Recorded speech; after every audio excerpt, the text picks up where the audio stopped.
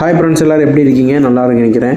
நம்ம இன்றைக்கி இந்த வீடியோவில் எதை பற்றி பார்க்க போகிறோம்னா, சவுதி அரேபியாவில் ஏற்கனவே புதுசாக சட்டம் போட்டிருக்காங்கன்னு சொல்லி தகுதி தேர்வை பற்றி பார்த்துருந்தோம். இப்போ அந்த சட்டத்தை அமல்படுத்திட்டாங்க. நேற்றுலேருந்து அந்த சட்டம் மூலம் அமல்படுத்தினிலிருந்து இந்தியாவிலிருந்து யார் வந்தாலும் சரி, இந்தியான்னு இல்லை ஸ்ரீலங்கா எந்த ஒரு கண்ட்ரிலிருந்தும் தகுதி தேர்வு எழுதி வெற்றி பெற்றால் தான் இங்கே வேலை அப்படிங்கிற மாதிரி சொல்லிட்டாங்க. நம்ம இந்தியாவை பொறுத்தளவுக்கு இந்தியாவில் 5 இடங்களில் அதுக்கான சென்டர் அமைச்சிருக்காங்க. அதை பற்றி நம்ம இந்த வீடியோவில் பார்க்க போகிறோம். நீங்கள் இப்போ தான் நம்ம சேனலுக்கு புதுசுனா சேனலை சப்ஸ்கிரைப் பண்ணுங்கள், லைக் பண்ணி உங்கள் ஃப்ரெண்டுக்கு ஷேர் பண்ணுங்கள், மறந்துடாதீங்க.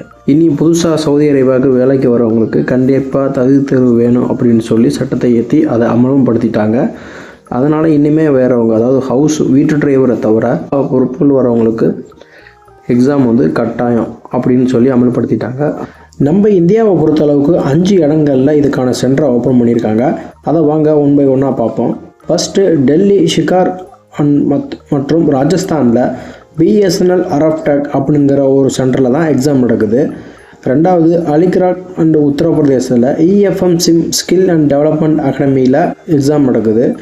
மூணாவது பார்த்திங்கன்னா மும்பை அண்ட் பெங்களூரில் ஹவுஸ்டன் டெஸ்டிங் ஸ்கில் அப்கிரேட்ஷன் அகாடமி அப்படிங்கிற இடத்துல எக்ஸாம் நடக்குது.